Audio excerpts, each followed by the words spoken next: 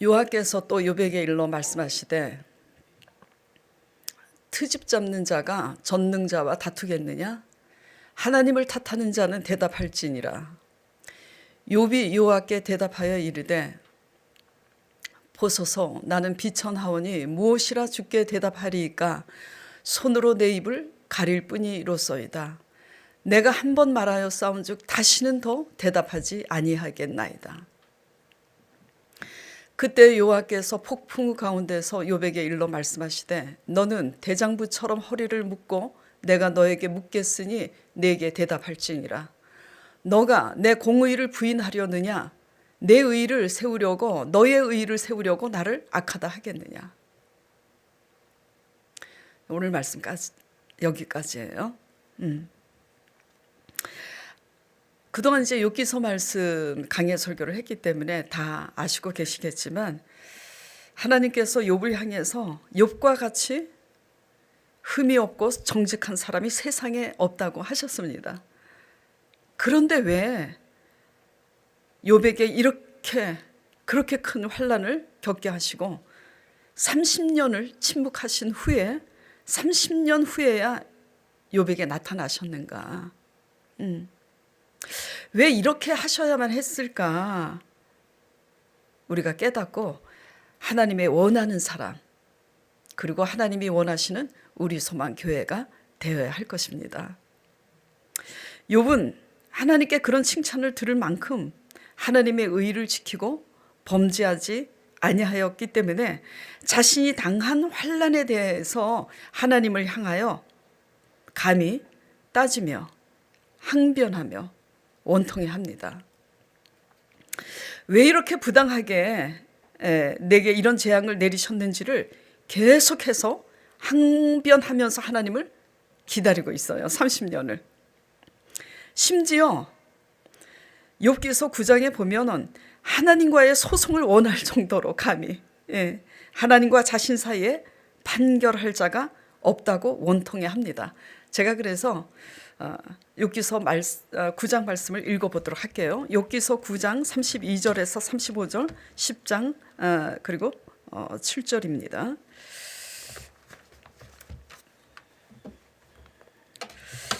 하나님은 나처럼 사람이 아니신즉 내가 그에게 대답함도 불가하고 대질하여 재판할 수도 없고 양척 사이에 손을 얹어 판결할 자도 없구나. 주께서 그 막대기를 내게서 떠나게 하시고 그 위엄으로 나를 두렵게 하지 아니하시기를 원하노라.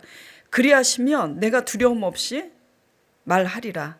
나는 본래 그런 자가 아니라. 그러니까 하나님께서 이 재앙을 거둬 가시면 내가 하나님 앞에 할 말이 많다는 겁니다. 무슨 할 말이 그렇게 많냐면 10장에 내 영혼이 살기에 곤비하니 내 원통함을 발설하고 내 마음의 괴로운 대로 말하리라. 내가 하나님께 아뢰오리니 나를 정죄하지 마옵소서. 무슨 까닭으로 나로 더불어 쟁변하시는지 나로 알게 하소서. 주께서는 내가 악하지 않은 줄을 아시나이다. 이렇게 지금 욥이 얘기하고 있는 거예요.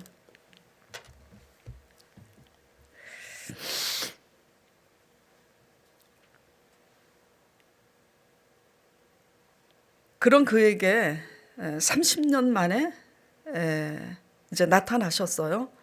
제가 이 말씀을 그 긴 욥기서 40장까지의 말씀 중에 이 말씀을 제가 읽어드리는 것은 대표적으로 욥의 마음의 상태를 잘 나타내고 있는 클라이막스이기 때문에 이걸 읽어드린 건데 이러한 마음 자세로 욥은 30년을 버티고 있는 거예요.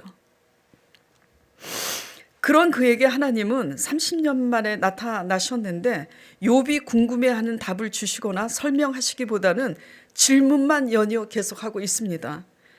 왜냐하면 그렇게 원통해하고 있는 욥을 아셨잖아요. 그러면 뭔가 설명을 하셔야 되잖아요. 그렇죠? 그러니까 무슨 얘기냐면 욥이 원하는 대답 한마디도 듣지 못했고 욥이 하고 싶은 말이 그렇게 많았는데 하나님 앞에 한마디도 얘기를 할 수가 없었어요. 왜? 하나님께서 계속 이런 질문을 하셨기 때문이죠. 어떤 질문이냐면 이제 욥기서 37장까지가 친구들과의 변론이 끝이 나고 40장 38장서부터 이제 하나님의 질문이 시작되고 40장 오늘 본문 말씀이 있는 겁니다. 그래서 욥기서 38장에 하나님이 계속 욥을 향해서 질문만 던지고 계시는데 그 중에서 제가 골라서 몇 개를 제가 이제 읽어 드릴게요. 첫째는 38장에서 누가 사람 마음에 지혜를 주고 총명을 주었느냐. 두 번째, 너가 하늘의 궤도를 아느냐? 별자리를 제대로 이끌어낼 수 있느냐? 그렇잖아요.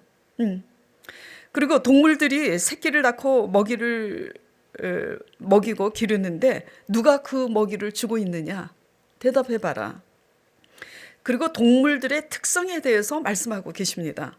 타조는 알을 낳아서 버리는 습성이 있어요. 저는 동물의 왕국을 보면서 그거를 알고 저도 놀랐는데 여러분 아시는지 모르겠어요. 타조는 알을 낳아서 버립니다. 자기 새끼인데. 말은 전쟁을 두려워하지 않는 힘이 있어서 전쟁에 쓰여요. 그리고 매와 독수리는 여러분이 아시다시피 새들 중에 가장 높이 나는 새입니다. 누구의 명령을 따라서 이렇게 되고 있는가? 이걸 질문하고 계시는 거예요. 욥기서 39장에서는 또 하나님께서 욥에게 이런 질문을 합니다. 야, 너가 바다의 한계를 정할 수 있느냐? 바다와 육지에 한계가 있잖아요. 한계가 없으면 세상이 어떻게 되냐고. 바다의 한계를 정한 자가 누군지 아느냐? 바다의 한계를 너가 정할 수 있느냐? 너가 사망의 문과 땅의 넓이를 측량할 수 있느냐? 말해보라고. 말해봐라. 그렇게 하시면서 이제 오늘 말씀을 하시는 거예요. 트집 잡는 자가 전능자와 다투겠느냐? 하나님을 탓하는 자는 대답할지니라. 이렇게 하시는 거예요. 자, 욥이 지금 대답할 수 있습니까? 욥이 아무리 똑똑해도 아무리 자기가 의롭다 해도 바다의 경계를 욥이 정할 수 있어요? 땅의 넓이를 측량할 수 있습니까? 머리카락 하나도 휘어진 것을 검게 할 수가 없어요. 물을 들일 수는 있지. 염색을. 이러한 욥기서 말씀을 가지고 오늘 나눌 은혜는 첫째, 왜 30년인가? 왜 30년인가 그거예요. 그렇게 의로운 욥에게 너무 하시지 않냐 이거죠. 그렇죠? 5년 만에 끝냈을 수도 있는데 왜 30년이냐? 왜 20년이고 왜 30년이고 왜 40년이고 이렇게 하시느냐 이런 거. 그 다음에 두 번째, 욥은 그렇게 의로운데도 불구하고 왜 이렇게 억울해하고 원통해하는가. 그 다음에 세 번째, 그런 욥에게 나타나시는 하나님은 왜 욥이 듣고 싶어하는 말을 한마디도 설명해 주지 않고 질문만 하시는가. 이 점을 가지고 우리가 서로 나눠보면서 깨닫는 은혜가 있기를 축원드립니다.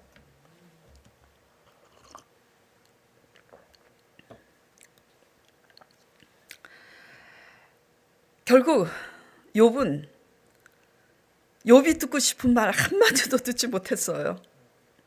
그리고 자기가 하고 싶은 말이 너무나 많았는데 한마디도 할 수 없게 되었습니다. 왜 이렇게 하시는가? 분명한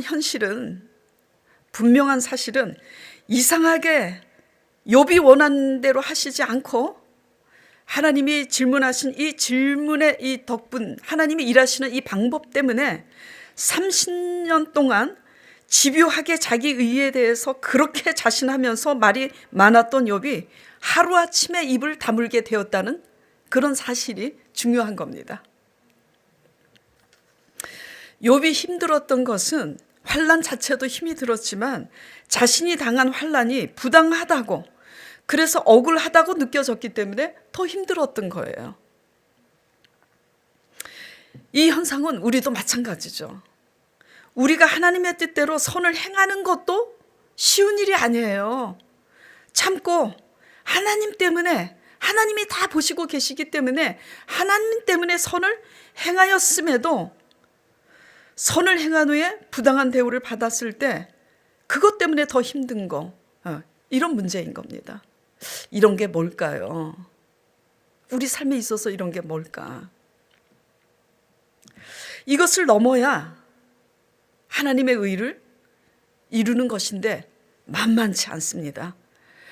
이거를 배울 때는 저도 생각을 해요. 참 멋있게 믿고 싶어. 근데 현실에 부딪히면 멋있기는커녕 형편없는 내 모습을 보게 됩니다. 여러분 그렇잖아요. 하나도 안 멋있어요.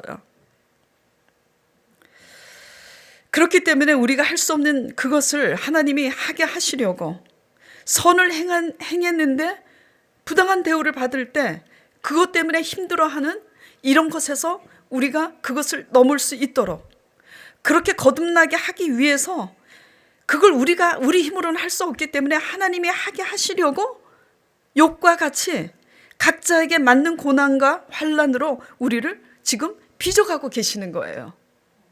그걸 믿으시기 바랍니다. 이 고난이 언제 끝날까? 이게 중요한 게 아니에요. 무엇 때문에 이 고난을 허락하셨는가? 이제 그게 중요한 거죠. 지금은 감사하게도 우리 성도분들이 다 내가 목사님 정말 잘못 살았어요. 내가 정말 잘못 믿었습니다. 이렇게 다 고백하시고 하나님을 따라가고 계시지만 개척했을 때 신기하게도 성도분들의 공통점이 있었습니다. 똑같아요. 왜냐하면 한 분 한 분 얘기할 때는 그분 한 분이 저한테 그런 얘기를 하는 것 같지만 저는 그거를 듣고 있잖아요. 다 성도들의 얘기를. 아직도 잔재가 저나 여러분에게 그런 잔재가 남아있지만 이제 분명한 것은 내가 잘못 살았구나, 잘못 믿었구나 이런 고백을 하고 알고 계시다라는 거죠. 근데 뭐가 이제 정말 하나같이 똑같은 현상이 있었냐면 첫째, 내가 누구누구 아빠 때문에 얼마나 고생하고 살았는지 몰라. 나같이 고생한 사람은 아마 없을 거라고. 지금 여러분 정죄하려고 하는 얘기가 아니라는 거 알아들으시죠? 예. 그럼에도 내가 참고 열심히 살아왔기 때문에 내가 자녀들 이렇게 내가 키울 수 있었고 그나마도 경제적으로 지금 어렵지만 이만큼이나 지탱하고 살게 된 것도 내가 그렇게 열심히 살았기 때문이라고. 자, 그 다음에 이제 네 번째. 그런데 속 터지고 속상한 것은 누구 아빠는 내가 당신 때문에 그렇게 힘들게 살았는데도 아직도 뭐지? 모르고 있다고. 왜? 이기적이니까. 간신도 없고. 내가 얼마나 힘들게 살았는데 아직도 알아주기는커녕 이기적이기 때문에 나를 터부시하고 그러니까 더 온통한 거예요. 우리가 그렇게 힘들게 살았는데도 아직도 내가 이렇게 살아야 하나? 이 고난과 환난이 언제나 끝이 날까? 이게 공통된 고백이었습니다. 다들 개척하고 나서 이렇게 살아온 세월이 각자 다르지만 10년, 20년, 30년인 거예요. 언제 끝이 날까요? 욥도 끝이 나길 기다렸는데 언제 끝이 나냐면요. 이러한 우리의 생각이 사라질 때 끝이 납니다. 알아들으세요? 무슨 말씀이냐면 내가 그렇게 살아왔기 때문에 내가 그렇게 살았기 때문에 살아왔기 때문이 아니라 내가 그렇게 살았기 때문에 나 때문에 자녀도 가정도 그나마 이만큼이라도 살 수 있었다라고 생각하는 내 중심의 생각, 내 중심의 믿음, 내 중심의 착각이 사라져야 새로운 시작이 된다라는 겁니다. 10년, 20년 고난에 묶이고 오늘 강 목사님이 대표기도 해주셨잖아요. 고난과 환난에 묶인 거. 묶이면 진 거예요. 근데 왜 묶이냐? 내 생각 때문에 묶이는 거예요. 왜 이런 내 생각이 크냐? 내가 중심이기 때문인 거죠.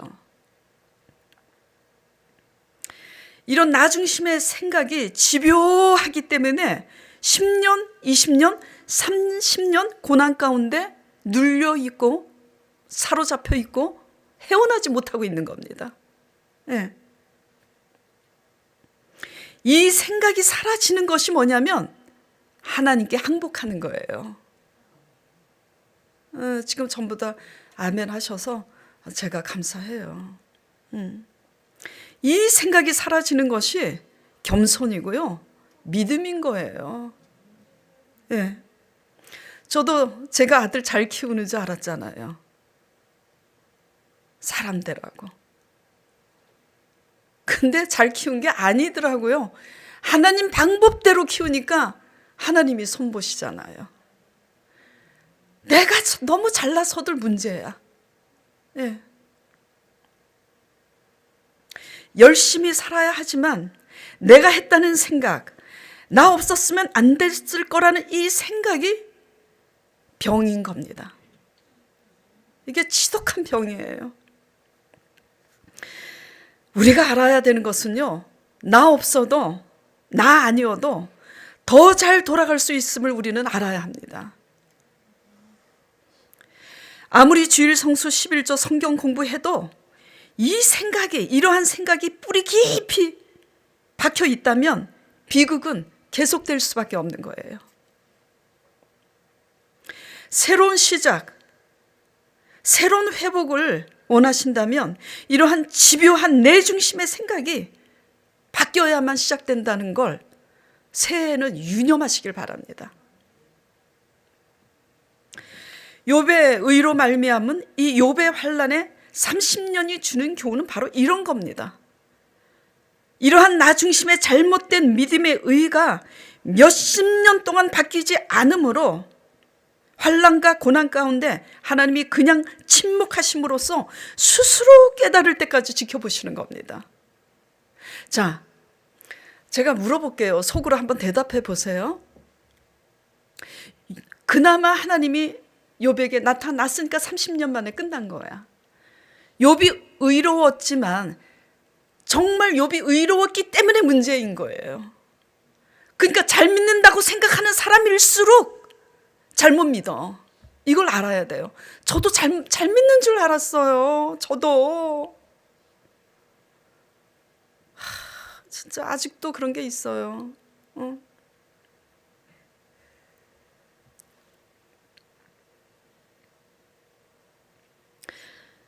하나님이 나타났기 때문에 30년 만에 끝이 났는데 집요하게 자신이 의로 하나님의 의를 지켰다는 것 때문에 30년 동안 집요할 정도로 자신은 의롭다고 자기 자신에 대해서 의를 가진 욥, 하나님이 50년 100년 동안 안 나타났으면 욥이 어떻게 됐을까요? 깨달았을까요?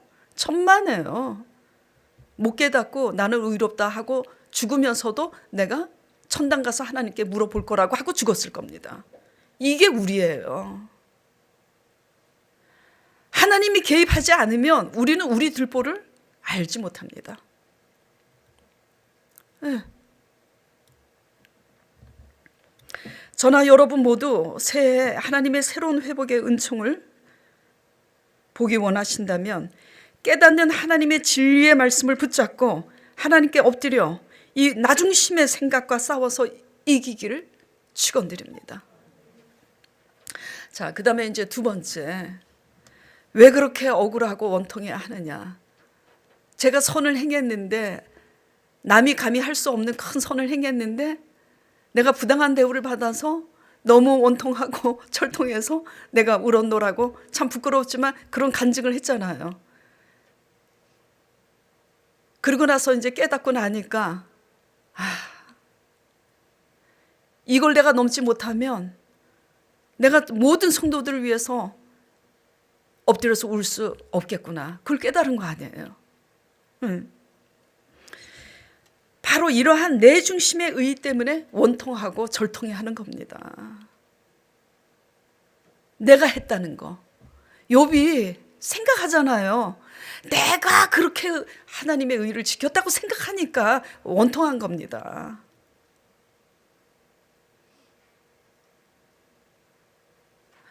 저도 감히 그랬다 그랬잖아요. 너, 이게 진짜 창피한 얘기인데요. 이게 정말 창피합니다. 왜냐하면 잘나서 그런 생각을 하면 들 부끄러운데 제가 잘나지 못했다는 걸 이제 알고 있기 때문에 어떻게 내가 그런 말을 감히 했는지 정말 쥐구멍이라도 있으면 들어가고 싶은데 성령님께서 어느 날 지역장일 때 나이 40일 때 너 남보다 더 낫다고 생각하지 아니하느냐 그러셔요. 그래서 내가 아니 더 나으니까 낫다고 생각하는 걸 어쩌라고요. 그렇다고 내가 뭐 낫다고 목을 뻣뻣이 세우고 사람들 앞에 잘난 척해서 사람들한테 상처 주는 것도 아닌데 그랬어요. 그랬을 때 하나님께서 제게 질문을 하셨다 그랬잖아요. 그러면 네가 남보다 더 낫다고 생각하는 그 근거가 어디로부터 왔느냐. 욥이 하나님께 질문하잖아요. 그 마음의 지혜와 총명을 준 자가 누구냐? 하나님께로부터 왔잖아요.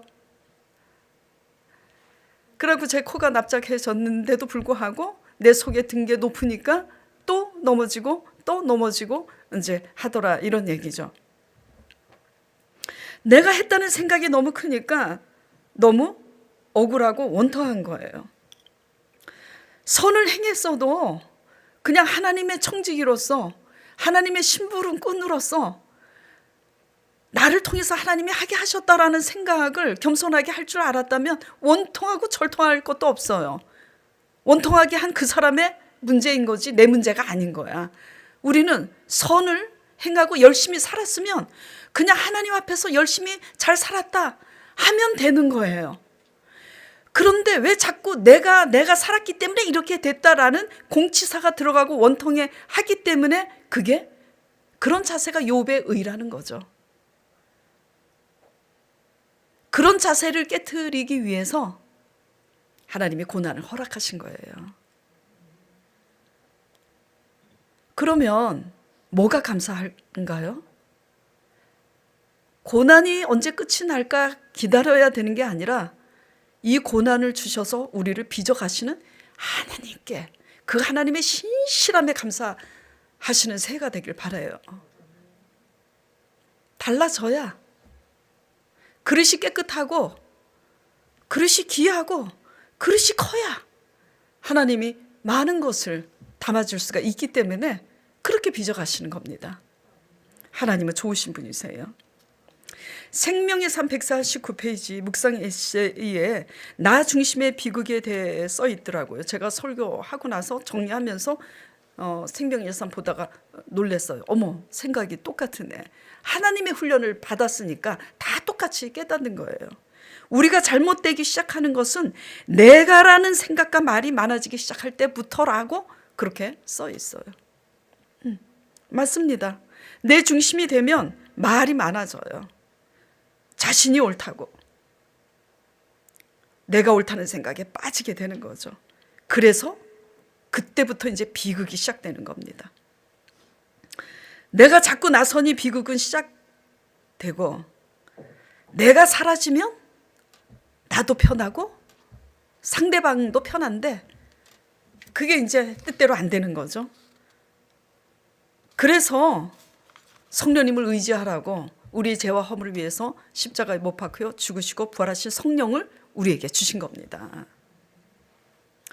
욥이 진실로 의로웠지만 자신의 의를 지켰다는 그 의 때문에 그 집요한 자기 의 때문에 벗어나지 못하고 그 원통함을 30년간 풀 수 없었던 거잖아요. 하나님이 개입해야 끝이 납니다. 그 개입이 뭐죠? 고난이에요. 그 개입이 뭐죠? 고난의 선물입니다. 환난이 선물입니다. 그냥 복만 추구하지 마세요. 복만 추구했다가 복 받으면 그 복은 때가 되면 깨져요. 복을 주셔도 지킬 수가 없는 겁니다. 하나님의 고난의 섭리에 우리가 항복하고 수용하고 감사할 수 있는 믿음이 돼야 하나님의 복을 받아도 우리가 유지할 수 있는 거지. 자, 그러면 이게 또 젊은 사람들한테는 뭐냐? 예. 젊은 사람들 직장 생활도 그렇습니다. 알바를 하든 회사 생활을 하든 저가 직장 생활을 참 오래 했는데 그런 걸 많이 봤어요. 또 운동선수들 단체 생활도 그렇고요. 교회 봉사도 다 마찬가지 맥락입니다. 무슨 얘기냐? 아직 저희 교회는 그런 분들이 없지만 내가 이 회사에서 어떻게 했는데, 내가 이 교회에서 내가 어떻게 내가 봉사했는데, 나 없으면 회사가 돌아갈 것 같지 않아. 나 없으면 교회가 돌아갈 것 같지 않아. 이런 내 중심의 이 생각이 바로 그런 겁니다. 이런 생각에 벗어나지 못하기 때문에 자신이 옳다는 그 믿음, 잘못된 믿음 때문에 성장하지 않는 거예요. 이 잘못된 믿음 때문에 젊었을 때 회사에 입사해서 만년 평직원이 되는 거예요. 30년 동안 진급도 하나 못하고. 왜? 내가 어떻게 했는데. 뭘 어떻게 해? 월급 받았잖아.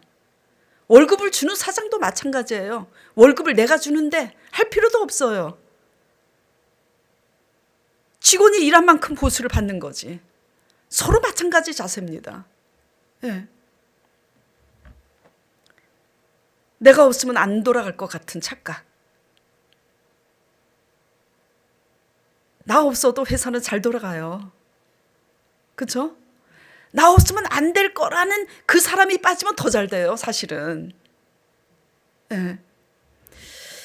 우리가 이렇게 살고 있는 거 아닌가 돌아보시기 바랍니다. 이런 자세와 태도로 그리스도인인데도 직장에서 직장 생활을 하고 선수 생활을 하고 교회에서 봉사를 하고 있으면 골치가 아픈 거야. 알아줘야. 알아줄 때까지 시끄러워. 안 알아주면은 알아줄 때까지. 안 하는 게 더 나은 거죠. 네. 알아주지 않아서 시끄럽고 책망을 들을 때 나의 부족함을 인정하면 안 억울한데 내 부족함을 인정하기 싫으니까 억울한 거잖아요. 네. 내 의가 너무 커서도 억울한 거고 내가 부족한데 내 부족한 것을 인정하기 싫어도 원통한 거고 이 원통절통의 그 뒤에는 전부 다 내가 있는 거예요. 하나님은 그런 나의 죄성에서 구원하시려고 십자가에 못 박혀 죽으시고 성령을 주셨다는 거 믿으시기 바랍니다. 자, 지난주 사모님이 대표로 이런 기도를 했어요. 왜 나는 이런 일을 당해야 하는가? 왜 나여야 했지? 이 억울한 생각에 꼬리표를 이제 올해는 떼고 졸업하게 해달라고. 이런 대표 기도에 이런 고백을 하게 된 것은 말씀 따라가면서 이것이 바로 우리의 의구나라는 것을 깨달았기 때문에 이런 기도를 하게 된 줄 압니다. 우리가요, 마음이 높으면 높을수록 억울하더라고요. 이거 지금 사모님이 그렇게 기도한 후에 제가 이 얘기를 하니까 우리 강 목사님 사모님이 마음이 높으니까 그런 거다, 그런 얘기가 아닙니다. 네. 이런 고백을 대표 기도 때 할 수 있는 사모님이라면 높은 마음을 깨트리고자 작정하였기 때문에 그 고백을 할 수 있는 거예요. 그렇기 때문에 높은 마음의 기도가 아닌 겁니다. 네.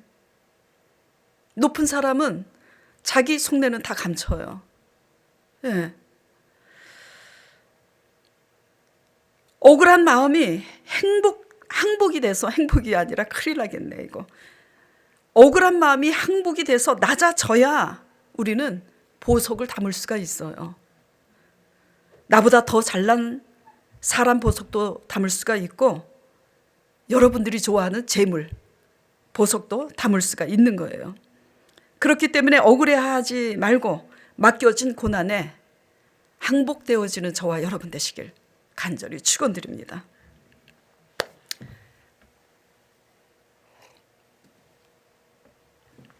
제가 또 힙합하는 그 쇼미더머니 얘기를 할 수밖에 없는데 제가 왜 그렇게 힙합하는 아이들의 쇼미더머니를 왜 그렇게 주의 깊게 이제 보게 됐냐면요. 그 아이들의 스토리에 제가 귀를 기울이고 있기 때문이에요. 그 아이들의 스토리에 귀를 기울이면서 제가 도전받는 것이 너무 컸기 때문이에요. 우리는 하나님을 알고 있다는 것 말고는 그 아이들보다 더 나은 게 결코 없다는 것을 뼈저리 있게 깨달았기 때문입니다. 그 아이들이 하고 있는 행세를 보세요. 무슨 흑인도 아니고 귀걸이, 목걸이, 막 목걸이도 유치할 정도로 막 치렁치렁 막 반지를 이따만시 하는 거, 왕방울만한 거, 그리고 문신하고 청바지 엉덩이가 다 보이게 입고 우리가 선입견을 가지고 보고 있는데 절대로 그 아이들이 그 아이들보다 우리가 난 게 하나도 없다고요. 그냥 하나님이 찾아와 주셨다는 거 그거 말고는 나은 게 없다는 걸 너무나 절절히 느꼈기 때문에 제가 그 아이들의 스토리에 정말 주목하게 되더라고요. 힙합이니만큼 심사하는 그 프로듀서들이 발음이 잘 안 되는데 다 젊은 사람들입니다. 그 프로듀서 중에 송민호 마이노, 제가 그래서 이제 송민호가 누군지도 몰랐는데 알게 됐는데 송민호 마이노와 짝을 이룬 그 예명이 그레이라는 친구가 있어요. 근데 그 그레이라는 친구가 무심코 던진 말에 참 파장이 컸어요. 많은 생각을 하게 됐습니다. 쇼 미더머니에 도전한 래퍼 중에 머드라는 친구가 있어요. 예명이 머드라고 이제 불리고 있는데 천재라고 해요. 천재니까 프로듀서들이 팀을 꾸리기 위해서 발탁된 그 래퍼들을 픽업을 하죠. 팀을 이제 꾸리셔서 시합을 하기 위해서. 머드가 호명이 되니까 한 프로듀서가 아우 난 저 친구를 감당할 수가 없어. 내 팀에 끌어들일 수가 없다는 거예요. 왜? 감당할 수가 없으니까. 천재니까. 난 내가 담을 수가 없어. 그런데 마이노와 짝을 이룬 그레이가 무심코 이런 말을 던집니다. 그냥 편안하게 무심코 던져요. 뭐라고 하냐면 왜 담으려고 그래? 내가 당기면 되지. 저는 그 말에 너무 부끄러웠어요. 그래서 네이버에 이 그레이의 본명이 뭐냐 찾아봤어. 이성화더라고. 내가 그래서 이성화한테 반했어. 성화 팬이 된 거죠. 뭐냐 나이도 우리 아들보다 2살 아래더라고요. 그러니까 지금 36인가? 젊어요. 이렇게 그릇이 크고 겸손하니까 젊은 나이에 앞서가는 프로듀서가 될 수 있었구나라는 것을 깨닫게 됩니다. 예. 내가 했다고 생각하고 내가 하려고 하면 내가 담으려고 해요. 그러니까 안 당겨지면 넘어지는 거야. 예. 그리고 내가 담는다. 그럼 문제가 생겨. 왜? 내가 담았기 때문에 내가 키웠다는 공치사를 하게 되는 거예요.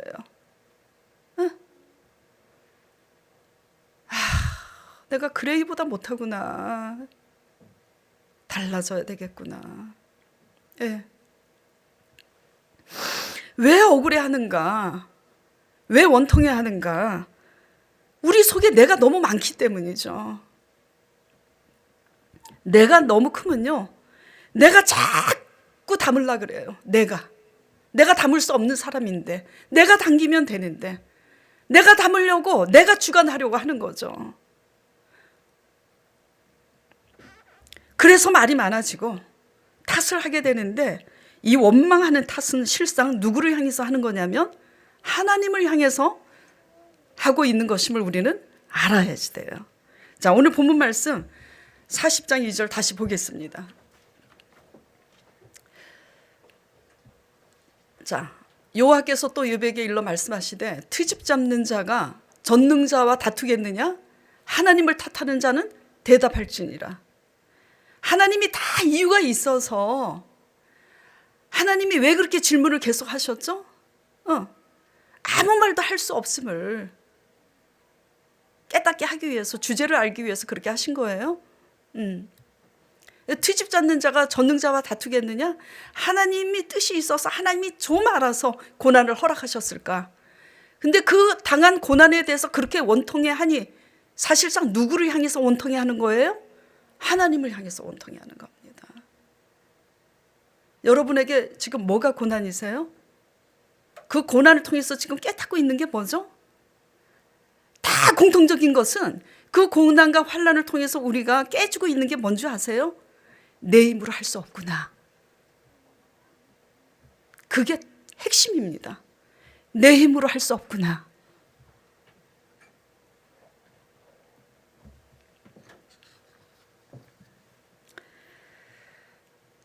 내가 작아지면 말이 없어집니다. 내가 작아지면 더 이상 내가 주관하려고 잔소리하게 되지 않아요. 그때야 상대방을 수용하게 돼요. 그렇게 될 때 상대방의 장점이 보이고, 상대방의 장점이 보이기 시작할 때 상대방이 다 나보다 낫다는 게 보여요. 저 정말 이번에 이거 진짜 진심인데요. 제가 억울해서 울었다 그랬잖아요. 울고 나서 성령님의 개입으로 깨닫고 회개하고 나니까 나를 원통하고 절통하게 한 그 상대방이 나보다 더 낫더라고요. 아, 진짜입니다. 왜 더 나은 걸 깨닫게 됐냐면요. 그 사람은 원통하다고 절통하다고 하지 않더라고요.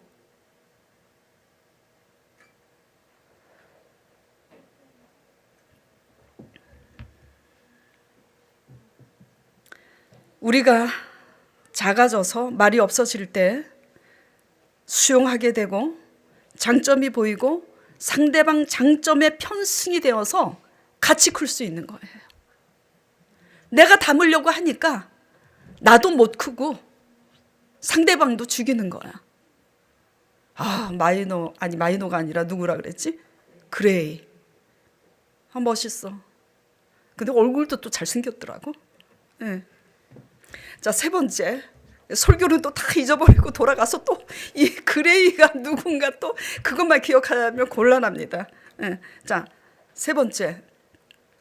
왜 질문만 하셨는가? 자기 의로 말미암아 말이 많은 욥의 입을 닫게 하기 위해서 그런 질문을 하신 거잖아요. 한마디로 욥의 부족함을 깨닫게 하시려고. 그리고 작은 두 번째, 하나님은 완전하신 하나님이라는 걸 깨닫게 하시려고 그런 질문을 하신 거예요. 수십 년 동안 내가 하나님의 의의를 지켰다. 나의 정직함을 하나님이 아신다. 나는 원통하다. 나는 할 말이 너무 많다. 그와 같은 우리의 의의를 잠재우기 위해서 하나님이 계속 질문을 하고 계시는 거예요.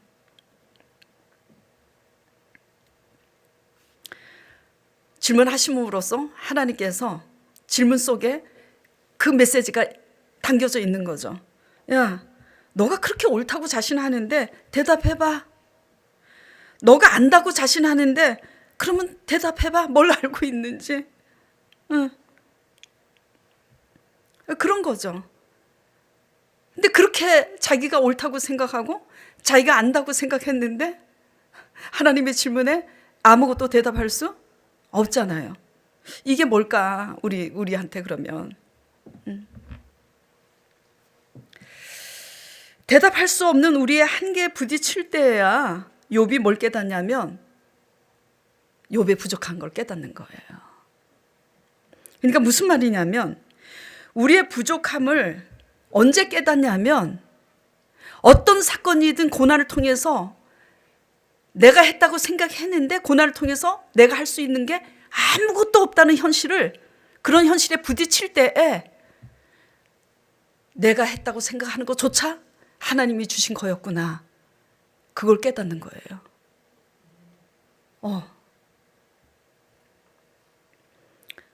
그리고 또 깨닫게 되는 게 이거 깨닫게 하시려고, 나 낮아지게 하시려고 이 고난을 허락하셨는가, 하신 거구나 돌아보게 되는 겁니다.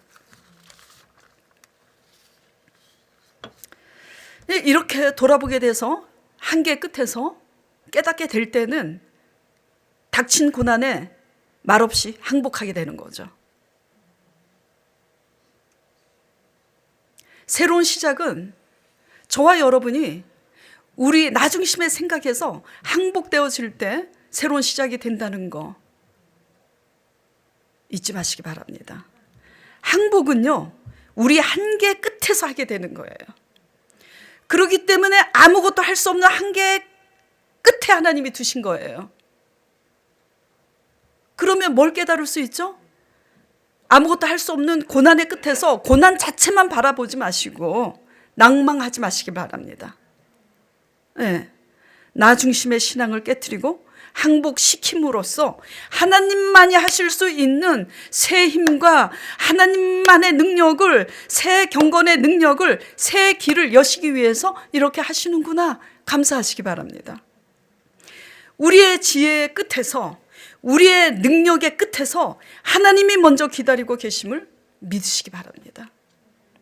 항복되어질 때만이 내 지혜, 내 능력도 하나님이 주신 거였구나 깨닫고 겸손해지는 겁니다. 자, 유재석의 유퀴즈 언더블럭을 어저께 보게 됐어요. 아마 이 유퀴즈 언더블럭 이 프로가 어제로 마지막이라고 제가 알고 있어요. 이 마지막 그 유퀴즈 언더블럭에 누가 나왔냐면 전직 승무원이었던 아가씨가 나왔어요. 승무원이 되려고 대학도 저는 그런 과가 있는지 몰랐습니다. 대학도 항공학과를 나왔다 그러더라고요. 그래서 그렇게 과를 항공학과를 나와서 승무원 시험에 응시했는데 수십 번을 낙방하게 됐대요. 그래서 자기가 배운 게 그거니까 계속해서 응시를 해서 500대 1의 경쟁을 뚫고 겨우 합격을 했대요. 그래서 부모님도 안심하고 자신도 이제는 안정적인 직업을 얻었구나 좋아했는데 코로나가 터진 거야. 1년도 채 안 돼서 코로나로 해고 통지를 받게 되었습니다. 수십 명의 파일럿은 물론 거의 전 승무원들이 해고 통지를 받게 된 거죠. 지금은 알바를 하고 있고 재취업을 위해서 다른 자격증을 따려고 다시 공부 중이에요. 이 얼마나 기가 막힌 현실입니까? 이 억울한 것은 누구한테 하소연하죠? 우리는요, 우리가 무엇을 선을 행했든 악을 행했든 그런 용과 상관없이 예기치 않는 고난을 당해요. 근데 그 고난이 다 하나님의 완전하신 뜻 속에 이루어지고 있다는 걸 우리는 깨달아야 합니다. 마지막으로 유재석이 그 아가씨한테 이런 질문을 해요. 어떤 질문을 하냐면, 신이 나타나신다면 제일 물어보고 싶은 게 뭐예요? 하고 유재석이가 묻더라고요. 그러니까 그 아가씨가 뭐라고 대답하냐면, 어떤 남자를 만나서 내가 과연 안정적인 가정생활을 꾸리고 살게 될 것인지 그거를 묻고 싶다고 그래요. 그런데 제가 TV 영상을 보다가 그 아가씨 이제를 계속해서 이렇게 이제 승무원으로서 비행기 탑승할 때 그 아가씨 모습 또 집에서 모습을 잠깐 영상으로 띄우는데 집에서 찍은 그 사진에 십자가가 벽에 붙어 있는 것을 보게 됐어요. 그러니까 그 전직 승무원이었던 그 아가씨의 그 신앙이 기독교인, 그리스도인이라는 걸 알 수가 있죠. 우리가 코로나의 재앙 앞에서 하나님 앞에서 깨달아야 할 것이 무엇인가요? 우리의 지혜로 우리의 능력으로 계획하고 준비하고 대학을 나오고 항공과를 나오고 수십 번을 응시하고 500대 1의 경쟁을 뚫고 승무원 시험에 합격을 해서 다 이루었다고 생각을 했는데 코로나 전염병이 터지니까 항공사로부터 해고 통지를 받았잖아요. 결국 우리가 깨달아야 될 게 뭐죠? 이 코로나 재앙을 통해서 우리 힘으로 할 수 있는 것은 아무것도 없다라는 걸 깨달아야 되는 거죠. 그리스도인들이. 세상이 그로 말미암아 지어졌으되 세상이 그를 알지 못하였더라. 그런데 자기 백성이 땅에 하나님이 찾아오셨는데도 자기 백성이 그를 영접하지 아니하였더라. 우리가 어떻게 믿어야 되겠습니까?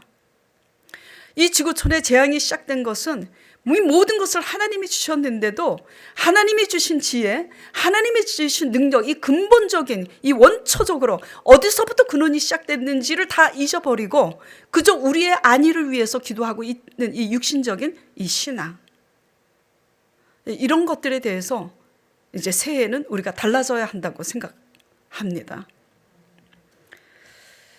코로나 재앙은 그것을 깨닫게 하시려는 메시지인 줄 저는 믿습니다. 지혜도 능력도 다 하나님이 주신 거예요. 지혜 끝에서, 능력의 끝에서 우리 힘으로 다 얻은 것인 줄 알았는데 아무것도 얻은 게 없다라는 거. 그 끝에서 하나님은 무엇을 알길 원하시는 걸까? 하나님을 바로 알길 원하는 거죠. 그 지혜도, 그 능력도, 그 건강도 다 내가 주었던 거다. 근데 너희가 그것 가지고 구하고 있는 것들이 지금 뭐냐? 안정된 생활이잖아요. 우리가 구하는 것들이. 아니죠. 안정된 생활은 하나님의 의를 구할 때 저절로 따라오는 겁니다. 우리의 피조물됨을 바로 알아야 되는 거. 이게 코로나 재앙이 주는 하나님의 메시지인 줄 믿으시기 바랍니다. 우리가 그리스도인으로서 나라를 위해서 우리가 정말 기도한다면, 우리가 개개인의 삶을 위해서 새로운 회복과 새로운 시작을 보기 원한다면 무엇보다 이러한 우리 자신의 나 중심의 생각, 나 중심의 믿음에서 항복하고 잠잠히 하나님만 바라보게 되는 저와 여러분 되길 간절히 축원드립니다. 자, 오늘 이 말씀을 생각하면서 각자 통성으로 짧게 기도하도록 하겠습니다.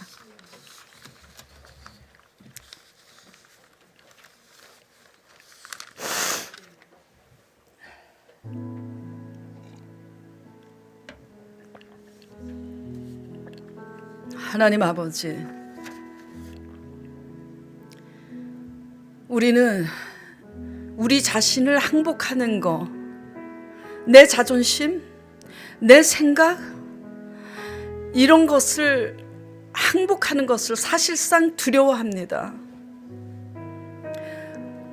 그렇게 되면 진다고 생각하기 때문이죠.